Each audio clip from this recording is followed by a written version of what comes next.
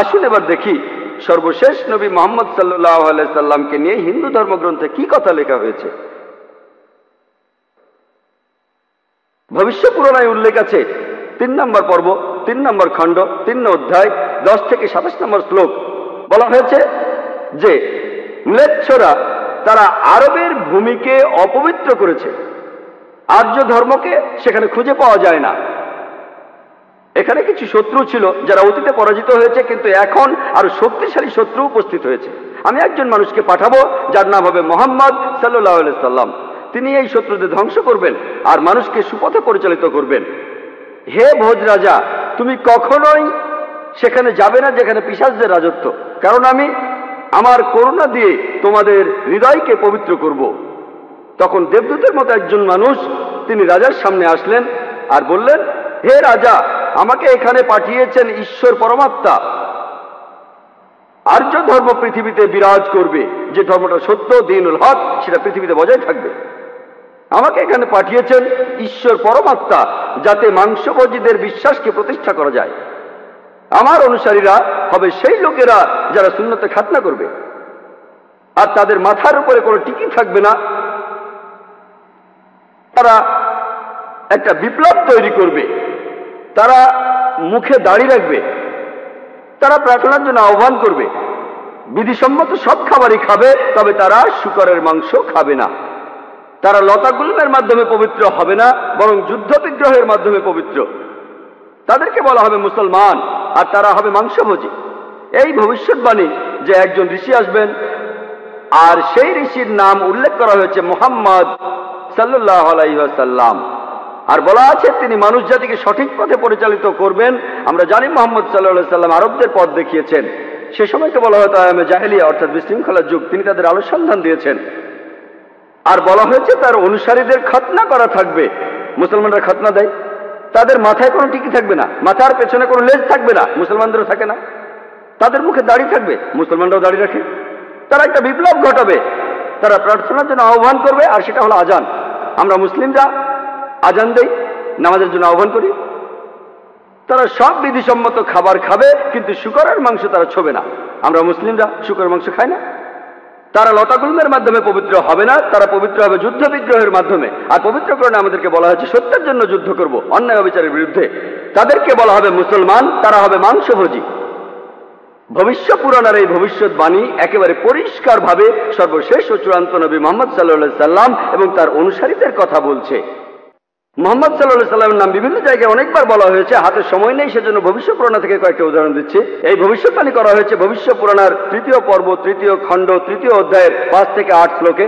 এছাড়াও বলা আছে ভবিষ্য পুরাণের 3য় পর্বে 1ম খণ্ড, 3য় অধ্যায়ের 21 থেকে 23 নম্বর শ্লোকে। সর্বশেষ আর চূড়ান্ত নবী মুহাম্মদ সাল্লাল্লাহু আলাইহি সাল্লামের কথা উল্লেখ করা হয়েছে অথর্ববেদে 20 নম্বর গ্রন্থে 127 নম্বর অধ্যায়ের 1 থেকে 14 নম্বর মন্ত্রে। এগুলোকে আরো বলা হয় কুন্টুব সুক্তাস। কুন্টুব সংস্কৃত শব্দ, অর্থাৎ পেটের একটা লুকানো গ্রন্থি। তার মানে এই মন্ত্রগুলির অর্থ লুকানো রয়েছে, এগুলো পরে জানা যাবে।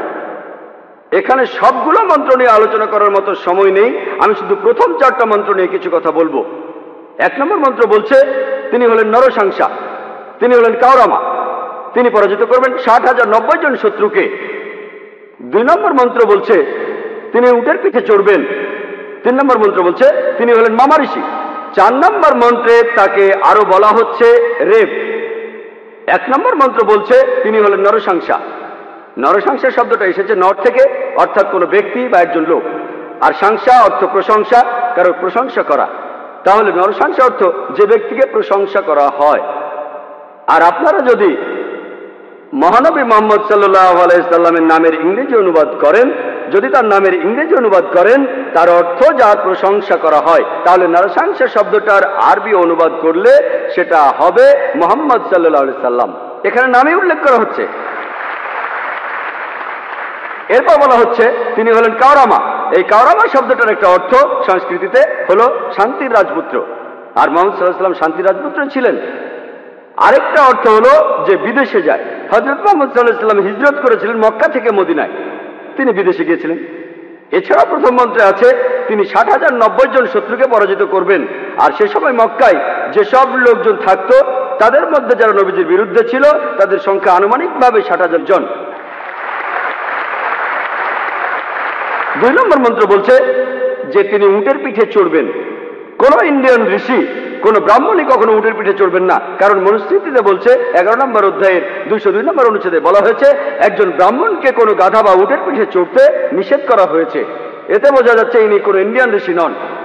3 নম্বর মন্ত্র বলছে তিনি মামা ঋষি। মামা অর্থ মহা, অর্থাৎ মহান ঋষি। আর এছাড়াও অন্যান্য ধর্মগ্রন্থ বলছে সেটা মোহাম্মদ ঋষি। 4 নম্বর মন্ত্র বলছে তিনি হলেন রেব। রেব অর্থ যিনি প্রশংসা করেন। আর মুহাম্মদ সাল্লাল্লাহু আলাইহি ওয়াসাল্লামের আরেকটা নাম হলো আহমদ সাল্লাল্লাহু আলাইহি ওয়াসাল্লাম, অর্থাৎ যিনি প্রশংসা করেন। তাহলে নবীজির এই অন্য নামটা, এই আহমদ শব্দটার সংস্কৃত করলে পাবেন রেব। আর এ কথাটাই রয়েছে অথর্ববেদে। এই মন্ত্রগুলি কুন্টুব সুক্তাস, এই মন্ত্রগুলি শুধু একজনকে নির্দেশ করছে, তিনি সর্বশেষ চূড়ান্ত নবী মুহাম্মদ সাল্লাল্লাহু আলাইহি ওয়াসাল্লাম। আমি কয়েকটা ভবিষ্যৎবাণীর কথা বলবো, এছাড়াও আরো আছে। মুহাম্মদ সাল্লাল্লাহু আলাইহি ওয়াসাল্লাম, তার কথা বলা হয়েছে অথর্ববেদে 20 নম্বর গ্রন্থের 21 নম্বর অনুচ্ছেদের 6 নম্বর পরিচ্ছেদে বলা হয়েছে যে একজন কারু, সে পরাজিত করবে 10,000 শত্রুকে কোন রকম যুদ্ধ ছাড়াই।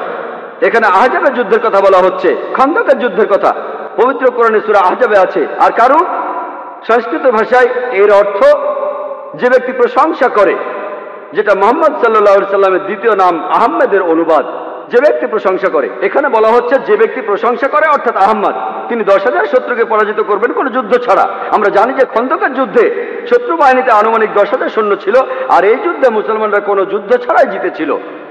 নবীজির কথা আরো আছে অথর্ববেদে 20 নম্বর গ্রন্থের 21 নম্বর অনুচ্ছেদের 7 নম্বর পরিচ্ছেদে বলা হয়েছে যে আভান্দু, তিনি 60,090 জন শত্রুকে আর 20 জন গোত্র প্রধানকে পরাজিত করবেন। আভান্দু একটা সংস্কৃত শব্দ যার অর্থ যে প্রশংসা করে, এটা মুহাম্মদ সাল্লাল্লাহু আলাইহি সাল্লামের নামের অনুবাদ। আরো বলা আছে যে তিনি হবেন এতিম। আর আমরা এখন ইতিহাস থেকে জানি সে সময় আনুমানিক 20 জন গোত্র প্রধান ছিল মক্কা শহরে, যারা নবীজির কাছে পরাজিত হয়েছিল। আর মক্কার যেসব লোক তার বিপক্ষে ছিল তারা ছিল প্রায় 60,000। এই ভবিষ্যৎবাণীর কথা আরো আছে ঋগ্বেদে 1 নম্বর গ্রন্থের 3 নম্বর অনুচ্ছেদের 9 নম্বর পরিচ্ছেদে। এখানে সংস্কৃত শব্দ হলো সুশ্রামা। সুশ্রামা এটাও একটা সংস্কৃত শব্দ যার অর্থ যে ব্যক্তি প্রশংসা করে, যেটা মুহাম্মদ সাল্লাল্লাহু আলাইহি সাল্লামের নামের অনুবাদ। আরো অনেক ভবিষ্যৎবাণী আছে, এখানে সময় কম তাই সবগুলো বলতে পারছি না। নবীজির কথা আরো বলা হয়েছে সামবেদে উত্তর চিকে 15 নম্বর মন্ত্রে বলা হয়েছে যে আহম্মদ, তাকে দেওয়া হয়েছে অবিনশ্বর আইন। এখানে নবীজির নাম বলা হয়েছে আহমদ সাল্লাল্লাহু আলাইহি সাল্লাম, তাকে দেওয়া হয়েছে অবিনশ্বর আইন। পবিত্র কুরআন এটাই তার শরিয়া। কিন্তু যদি এই অনুচ্ছেদটার অনুবাদ পড়েন, আহমদ শব্দটা আসলে আরবি শব্দ, তারা এটার অনুবাদ করতে পারেনি, তাই লিখেছে আহাম মাটি। আহা আর মাটি সংস্কৃত শব্দ যার অর্থ আমার বাবা, তার মানে আমার বাবাকে দেওয়া হয়েছে অবিনশ্বর আইন। অনুবাদটাতে আপনারা আলাদা শব্দ দেখবেন, তবে অরিজিনাল গ্রন্থে আছে আহম্মদ।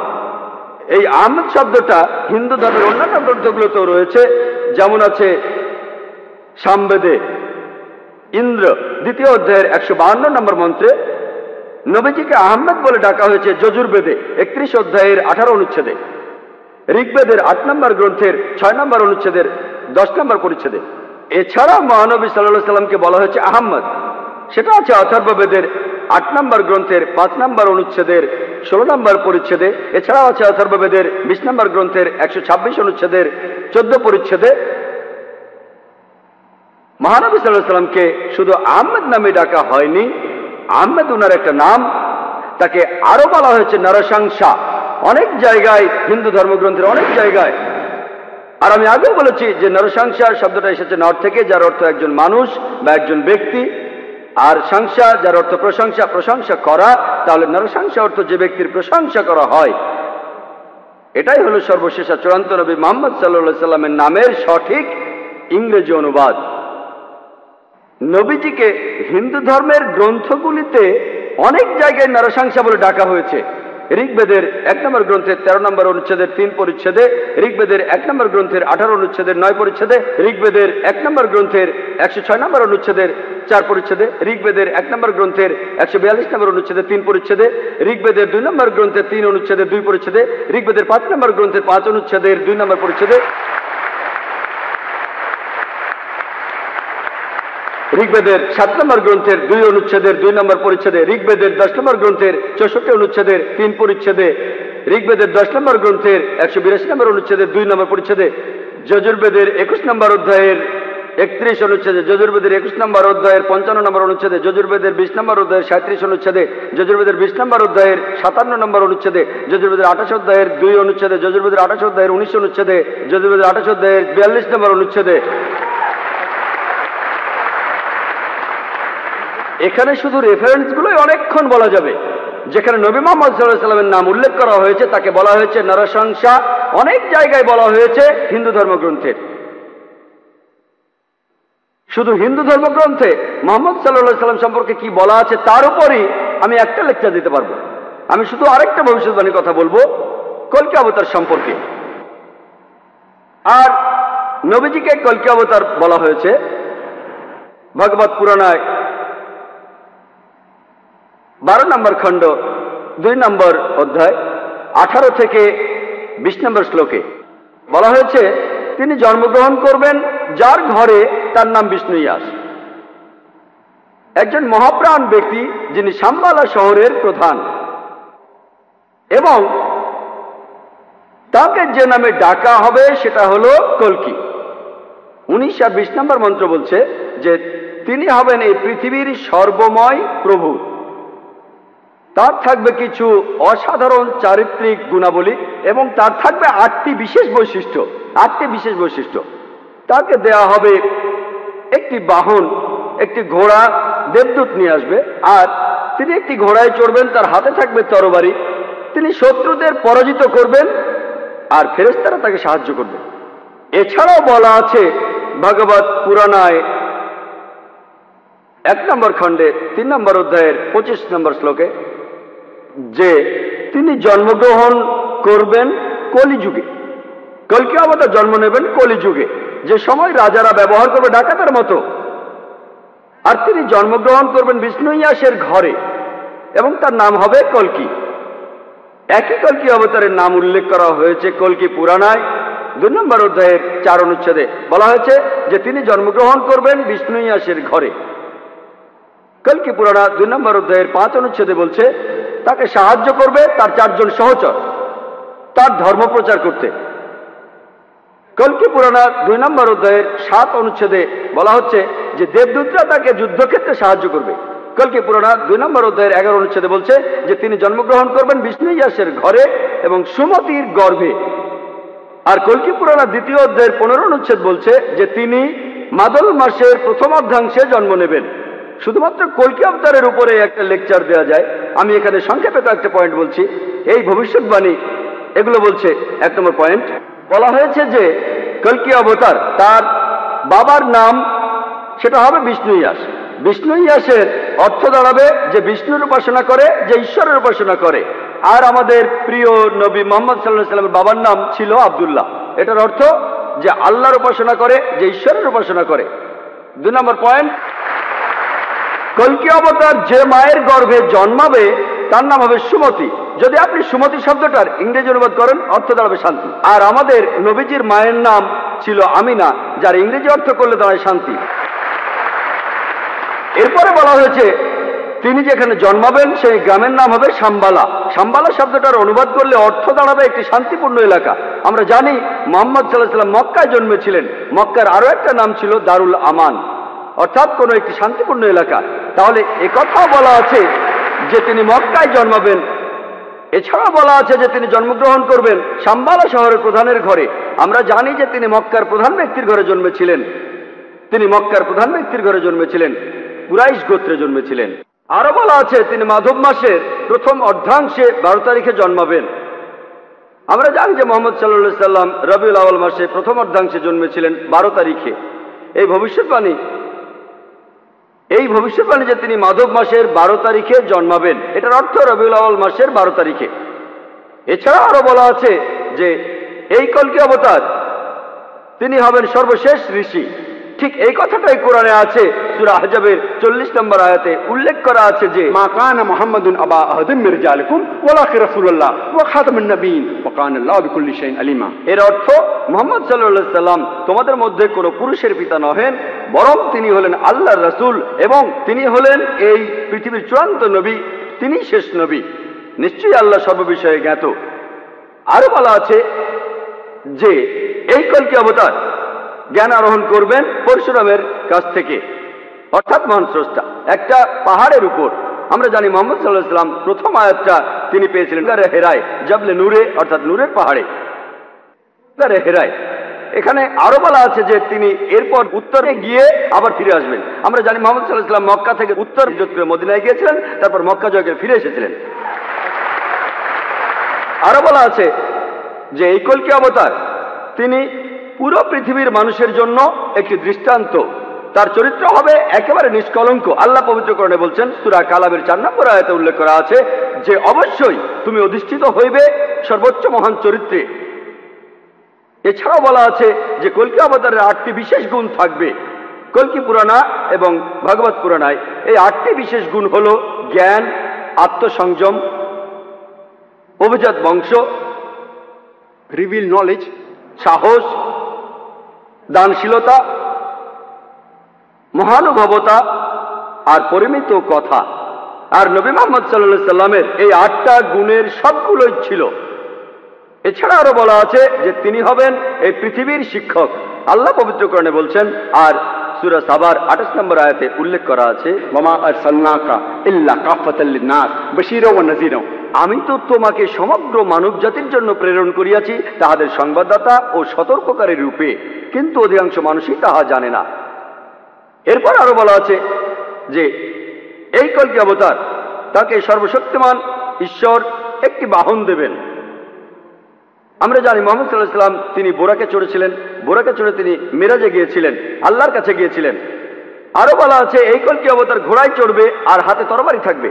আমরা জানি মুহাম্মদ সাল্লাল্লাহু আলাইহি সাল্লাম যত যুদ্ধ হয়েছিল বেশিরভাগ যুদ্ধই তিনি ছিলেন, বেশিরভাগ যুদ্ধ ছিল আত্মরক্ষার উদ্দেশ্যে। আর যদিও তিনি সবার নেতা ছিলেন, তবুও সব যুদ্ধই তিনি ছিলেন, সেখানে ঘোড়ায় চড়েছিলেন আর তিনি ডান হাতে একটা তরবারি ধারণ করতেন। এরপর আরো বলা আছে যে এই কলকি অবতারকে সাহায্য করবে 4 জন সহচর, যাতে সত্যের ধর্ম তিনি প্রচার করতে পারেন। বোঝাই যাচ্ছে এখানে বলা হচ্ছে 4 খলিফার কথা, খোলাফায়ে রাশিদিন, হযরত আবু বকর, হযরত ওমর, হযরত ওসমান, হযরত আলী, আল্লাহ তাদের সবার উপর সন্তুষ্ট হন। পরে তারা হয়েছিলেন খোলাফায়ে রাশিদিন, সঠিক নির্দেশ পালনকারী ইসলামের খলিফা, ইসলামকে ছড়িয়ে দিয়েছেন। আরো বলা আছে যে এই কলকি অবতার শত্রুকে পরাজিত করবে আর মানুষকে সঠিক পথে নিয়ে আসবে। আমরা জানি মুহাম্মদ সাল্লাল্লাহু আলাইহি ওয়াসাল্লাম শত্রুকে পরাজিত করেছিলেন আর আরবদের তিনি আয়ামে জাহেলিয়া থেকে, অজ্ঞতার যুগ থেকে সত্যের পথে এনেছিলেন। আরেকটা কথা বলা আছে যে দেবদূতরা তাকে যুদ্ধের ময়দানে সাহায্য করবে। আমরা জানি মুহাম্মদ সাল্লাল্লাহু আলাইহি ওয়াসাল্লামকে ফেরেশতারা বিভিন্ন যুদ্ধে সাহায্য করেছিলেন, যেমন বদরের যুদ্ধে। পবিত্র কোরআনেও আছে, সূরা আল ইমরানের 123 থেকে 25 নম্বর আয়াতে উল্লেখ আছে। এছাড়াও সূরা আনফালের 8 এবং 9 নম্বর আয়াতে উল্লেখ আছে। তাহলে এই কলকি অবতারের ভবিষ্যৎবাণীর সাথে আর কাউকে মেলানো যায় না, শুধু মেলানো যায় সর্বশেষ ও চূড়ান্ত নবী মুহাম্মদ সাল্লাল্লাহু আলাইহি ওয়াসাল্লামকে।